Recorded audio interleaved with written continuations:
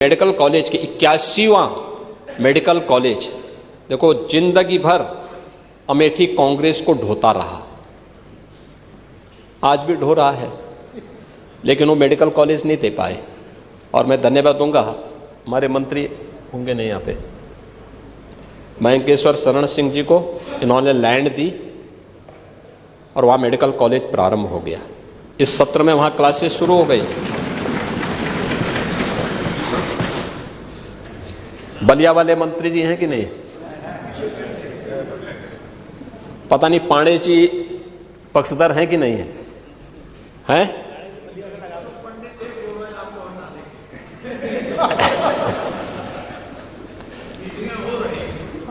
आपको धन्यवाद,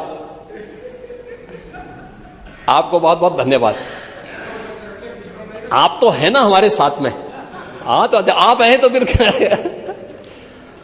आप ये दया शंकर सिंह के यहां मेडिकल कॉलेज खोलने के पक्षधर हैं कि नहीं हैं? लेकिन अपने समय में नहीं कर पाए थे, पैसा नहीं था।